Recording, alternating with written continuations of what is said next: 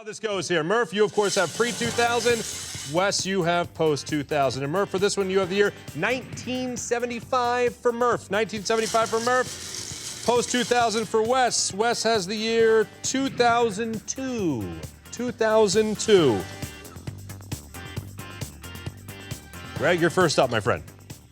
Let's get it started in 1975 with the Super Bowl. The Steelers defeated the Minnesota Vikings. This was the Steelers' first Super Bowl victory, and it started their dynasty. The hero of the Super Bowl, Franco Harris. Franco ran for a Super Bowl record 158 yards and was named the MVP.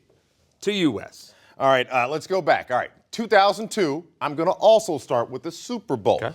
You remember the St. Louis Rams back then, the greatest show on turf? Well, these guys were highly favored against the New England Patriots, and that young kid, I don't know if you know who I'm talking about, Tom Brady?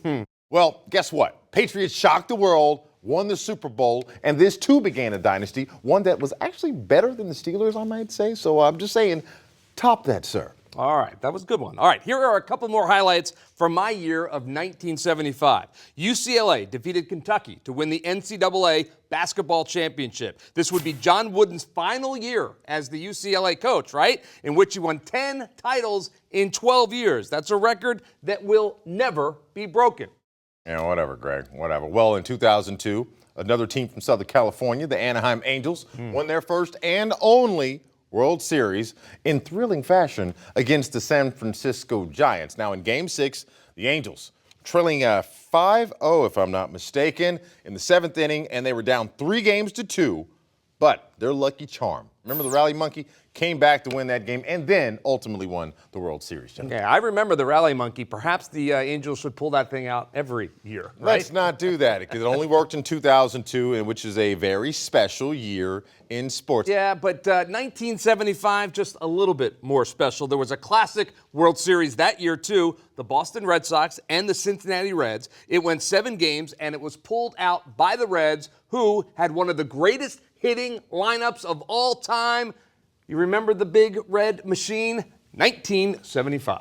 I think we really respected each other for what we did as individuals on a baseball field and in the clubhouse. When we came to town, I think everybody knew the Big Red Machine was coming.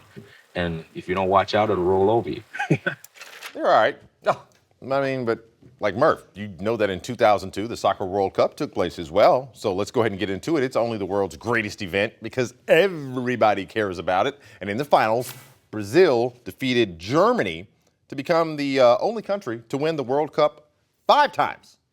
5, 5. So take that. Wow, that's pretty good, but we're talking about sports, not soccer. Here you go, guys. When you look at it like this, I got to give you my verdict. The year 1975 had some very outstanding events. Look at John Wooden. You look at the Big Red Machine. I mean, you're talking about dynasty after dynasty. You're talking about great team after great team. 1975 blows 2002 out of the water. I'm sorry, Wes. I got to go 2-1 right now in favor of Murph.